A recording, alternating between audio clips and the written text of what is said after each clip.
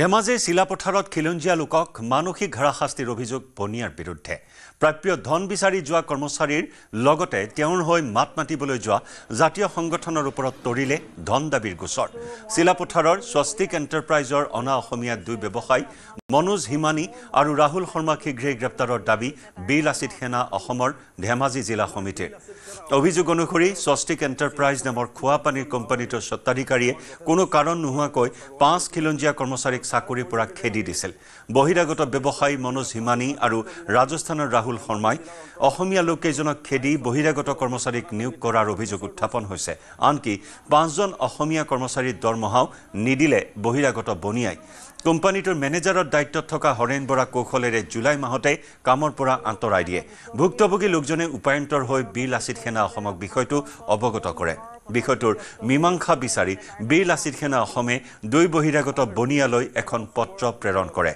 ইয়াৰ পাছতে দুই পক্ষৰ মাজত আলোচনা হয় যদিও ৰহস্যজনক কাৰণত উলুটাই বহিৰাগত বনিয়াই মেনেজাৰ হৰেন বৰাৰ ওপৰত গোচৰ তৰে থানাত বিষয়টোক লৈ চিলাপথাৰত এতিয়া তীব্ৰ প্ৰতিক্ৰিয়াৰ সৃষ্টি হৈছে লাচিত সেনাৰ বিষয়ববীয়াকো বহিৰাগত ব্যৱসায়ী মনোজ হিমানী আৰু ৰাজস্থানৰ ৰাহুল শৰ্মাই তুচ্ছ তাচ্ছিল্য কৰে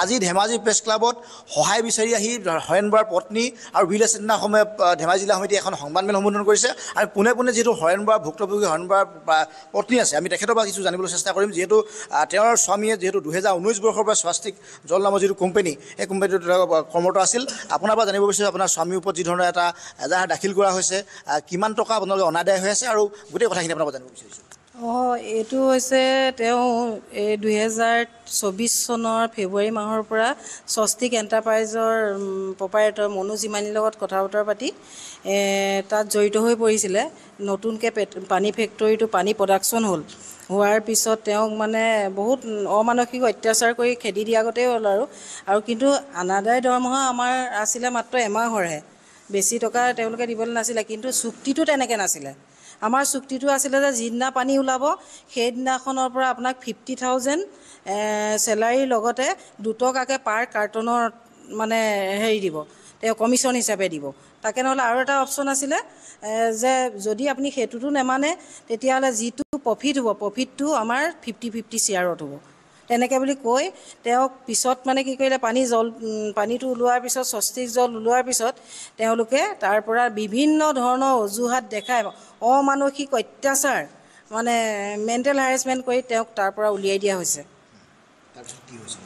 এতিয়া আমি উপায়ন্ত হৈ পেলাই যেতিয়া হঠাৎ ঘৰৰ মুৰব্বীজনৰ তেনেকুৱা এটা মানে ইনকমৰ পথটো বন্ধ হৈ যায় তেতিয়াহ'লে মোৰ দুটা ল'ৰা ছোৱালী আছে বাহিৰত পঢ়া শুনা কৰি আছে মোৰ অৱস্থাটো খুবেই বেয়া হৈ গ'লত তেতিয়া মনোজ হিমানীলে আমি যথেষ্ট তেওঁ মানে মেছেজ কৰিলে ফোন কৰিলে কোনো সুদুত্তৰ নোপোৱাৰ কাৰণে আমি আমাৰ বীৰ লাচিত সেনানীসকলক এখন আবেদন জনালোঁ যে আপোনালোকে আমাক এটা সুদুত্তৰ বিচাৰি দিয়ক কাৰণ তেখেতলোকে কোনো এটা ইয়াত মানে আমাৰ বিষয়টোৰ ওপৰত একো আমাক জনোৱা নাই আৰু আমাৰ ঘৰখন চলিবৰ কাৰণে অসুবিধা হৈছে সেয়ে আপোনালোকে আমি পাবলগীয়া যিখিনি অনাদায় ধন সেইখিনি আৰু আমাৰ প্ৰাপ্য মজুৰিখিনিৰ কথা আলোচনা কৰি আৰু কি কাৰণনো হৰেন বৰাক এনেকুৱা এটা সময়ত এনেকৈ ঠেলা মাৰি দিবলগীয়া হ'ল বিপদলৈ সেইটো কাৰণে আমাক আলোচনা কৰি দিব লাগে তেনেকৈ বুলি আমি নিমন্ত্ৰণ জনালোঁ বীৰ লাচিত সেনা সেই মৰ্মে 24 আগষ্টত ইউনিভাৰ্ছ পেলেচত এটা সম্পূৰ্ণ CC কেমেৰা কভাৰেজ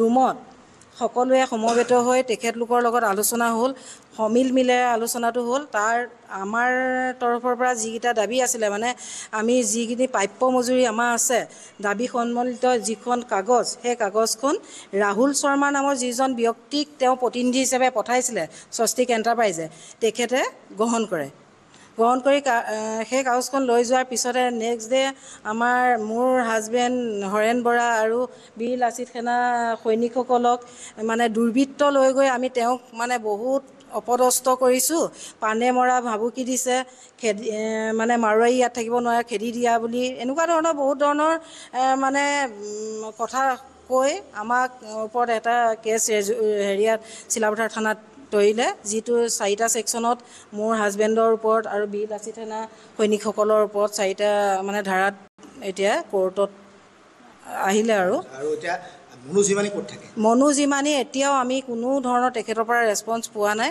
আৰু যেতিয়া এই কেছটো হৈ গ'ল আৰু তেখেতলোকৰ লগত আমি কোনো ধৰণৰ যোগাযোগো কৰা নাই। যুক্তিৰ আধাৰত হোৱা নাছিল CAA বিৰোধী আন্দোলন। প্ৰতিবাদ কৰি 5জন শ্বহীদ হ'ল আৰু নাগৰিকত্ব পালে 3জনে। এই মন্তব্য মুখ্যমন্ত্ৰী ডক্টৰ হিমন্ত বিশ্ব শৰ্মাৰ অসমত থকা হিন্দু বাঙালীসকল 1971 চনৰ আগতে অহা নাগৰিকত্বৰ বাবে CAAৰ জৰিয়তে আবেদন কৰিব নালাগে অসমত থকা হিন্দু বাঙালীয়ে। এই মন্তব্য মুখ্যমন্ত্ৰীৰ। অসমতো CA অহাৰ পিছত 12জন লোকে আবেদন কৰিলে। 12জনৰ 3জনে নাগৰিকত্ব পালে, 9জনে নাপালে। গতিকে এই গোটেই ব্যৱস্থাটোৰ বিশেষ কোনো ইম্পেক্ট আমাৰ ৰাজ্যখনত নাই।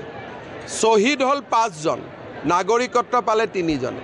গতিকে এই ধৰণৰ আন্দোলনৰ কোনো যে এক যুক্তিৰ আধাৰত নাছিলে তাক প্ৰমাণ কৰিছে। আৰু আজিও আপোনালোকে ইলেকশ্যনলৈকে চাব, কোনো আবেদনেই অহা নাই আৰু নাহেও। কাৰণ আমাৰ অসমত থকা বঙালী হিন্দুখিনি 71 চনৰ আগতে অহা। গতিকে তেওঁলোকে এপ্লিকেশ্যন দিয়াৰ কথাই নাই। আৰু বঙালী হিন্দু মানুহখিনিক সন্দেহৰ চকুৰে চোৱা যায়, কিন্তু তেওঁলোক আচলতে যেতিয়া বাংলাদেশত যুদ্ধ হৈছিল সেই সময়তে তেওঁলোক অসমলৈ অহা। গতিকে অসম চুক্তি অনুসৰি তেওঁলোক ভাৰতীয় নাগৰিক। 12জন ভাৰতীয় নাগৰিক নাছিলে, আবেদন কৰিছিলে। প্ৰতিবাদ 12জনৰ কাৰণে আৰু কি প্ৰতিবাদ কৰিব, আমিতো কি ক'ম আৰু এনেকুৱা কথাটো আৰু কোনো উত্তৰ নাথাকে। মৰাণ জনগোষ্ঠীৰ প্ৰতিবাদত উত্তাল কাকপথাৰ। বৃহস্পতিবাৰে নিশা মৰাণ জনগোষ্ঠীৰ 10 সহস্ৰাধিক লোকৰ জোৰ সমদল। মৰাণ জনগোষ্ঠীৰ আটাইকেইটা সংগঠনে সাব্যস্ত কৰে প্ৰতিবাদ। জনজাতিকৰণৰ দাবীৰে সৰব মৰাণ জনগোষ্ঠীয় সংগঠন। আৰক্ষীৰ বেহুফালি প্ৰতিবাদকাৰীৰ মুখত চৰকাৰ বিৰোধী শ্লোগান। এক অভিনৱ প্ৰতিবাদ। 10 সহস্ৰাধিক লোকে হাতত জোৰ লৈ এই বৃহৎ প্ৰতিবাদী সমদল প্ৰতিবাদী মিছিল বাহিৰ কৰা পৰিলক্ষিত হ'ল। জনজাতিকৰণৰ দাবীৰে মৰাণ জনগোষ্ঠীয়ে কঁপাই তুলিলে আকাশ বতাহ।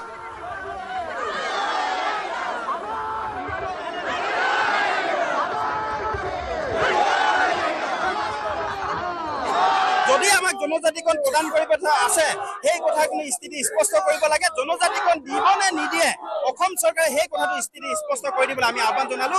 আৰু যদি জনজাতিকৰণ দিম বুলি ভাবিছে তেন্তে কাৰ্যকৰী কৰিব লাগিব, সেই কথা কিন্তু আমি এই আপোনালোকৰ চেনেল অসম চৰকাৰ সকীয়াই থলো। মৰাণসকলে জনজাতিকৰণ ছাত্ৰকে নিদিব। এই তীব্ৰ আন্দোলন নিশ্চিতভাৱে হ'ব। গতিকে আমি ক'ব বিচাৰিছো, মৰাণসকলক ইমান দিনে বঞ্চনা কৰা, শোষিত কৰা, মিছা প্ৰতিশ্ৰুতি দিয়াৰ এই সময় সমাগত। গতিকে মৰাণ আজি এই কাৰ্যসূচীত হাজাৰ হাজাৰ মৰাণ জনগণ ওলাই আহিছে। পৰৱৰ্তী পৰ্যায়ত ইয়াতকৈ ভয়ংকৰ জংগীভাৱে আন্দোলন হ'ব। জনগোষ্ঠীয় নেতাৰ হত্যাকাণ্ডক লৈ কাৰ্বি আংলঙত উত্তেজনা। 6 দিন পাছত লংনিটৰ যমুনা নদীত উদ্ধাৰ হৈছে থাডো জনগোষ্ঠীৰ নেতা নেহকাম জামহাওৰ মৃতদেহ। লংনিটৰ যমুনা নদীত উদ্ধাৰ লোকজনৰ মৃতদেহ। কাৰ্বি আংলঙৰ মাঞ্জাত হত্যাৰ বলি হোৱা নেহকাম জামহাওৰ মৃতদেহ উদ্ধাৰ। 29 আগষ্টৰ নিশা নেহকামক হত্যা কৰি যমুনা নদীত পেলাই দিছিল মৃতদেহ হত্যাকাৰীয়ে। নৈখনত উপঙি থকা অৱস্থাত মৃতদেহটো উদ্ধাৰ কৰিছে আৰক্ষীয়ে। 6 আগষ্টত মণিপুৰৰ ইম্ফলত থাডো আৰু মেইটেই জনগোষ্ঠীৰ মাজত অনুষ্ঠিত হোৱা আলোচনাত অংশ লৈছিল নেহকামে। ইতিমধ্যে হত্যাকাণ্ডত জড়িত 5জনক গ্ৰেপ্তাৰ কৰিছে আৰক্ষীয়ে। সন্দেহযুক্ত যোনটো কৰা হৈছে, যোনটো মৃত্যুদেহটি, এইটো এতিয়া মৰণোত্তৰ পৰীক্ষালৈ এতিয়া প্ৰেৰণ কৰা হৈছে। সেই বিষয়লৈ এতিয়া যিহেতু কাইলৈ পোহৰলৈ অহা পৰিব যে এই মৃত্যুদেহটি তেখেতৰ হয় নে নহয়, এই বিষয়ে আমি জানিবলৈ চেষ্টা কৰিম। হয়, কওকচোন, কেনেকৈ এই মৃত্যুদেহটো তেখেতৰ হয় নাই, কেনেকুৱা কি ধৰণৰ? কালিহে গম পাব, মেডিকেলত যোৱাৰ পিছতে আমি গম পাম তাৰ হয় না নহয়। আচলতে 4 দিন পূৰা 4 দিন হৈ গ'ল। 4 দিন পিছতেহে আজি ডেড বডিটো পাইছে। তাৰ হয় না নহয় কালিহে গম পাম। আৰু আমি বহুত ধন্যবাদ দিছে আমাৰ SP হওক আৰু SDRF ফালৰ পৰা বহুত সহায় কৰিছে। গভৰ্ণমেণ্টৰ পৰা বহুত সহায় কৰি সিহঁতে গোটেই ৰাতি দিন কৰি বিচাৰি আজি এটা বডি পাইছে। হয় না নহয় কালিহে কনফাৰ্ম কৰিব। আচ্ছা, এনে আপোনালোকে খবৰ কেইটামানৰ বজাত আপোনালোকে পাইছে যে এইটো মৃত্যুদেহটো পোৱা গৈছে বুলি? আজি আমি মাঞ্জাত আছিলে থানাত, তেতিয়া থানাত খবৰ আহিছে, তেতিয়াহে গম পাইছে আমি। কিমানমান বজাত 5:30 তেনেকুৱাত গম পাইছে। এনে ঘটনাটো কিহৰ ওপৰত আপোনালোকে সন্দেহ কৰিছে, কি ঘটনাৰ পৰা কেনেকুৱা হৈছিল এইটো অলপ? এইটো ঘটনাটো আমি সন্দেহ কৰাটো মণিপুৰৰ পিছ মিটিঙৰ যোৱাৰ পৰা তাৰ এইটোৰ পৰাহে আমি এইটোহে ভাবি আছে, এইটোৰ পৰাহে মৰাই আছে। তাৰ লগত কোনে জড়িত থাকিব পাৰে? এনে কোন কোন জড়িত আছে? তাহলে এনে আৰক্ষী আটক কৰিছে 5 জনক, সিহঁতেহে হ'ব। এই বেলেগটো মই এতিয়া ক'ব নিবিচাৰোঁ, কালিহে আমাৰ মিডিয়া প্লেয়াৰ পৰা আমাৰ পাব্লিচিটি আছে, সিহঁতেহে ক'ব দে।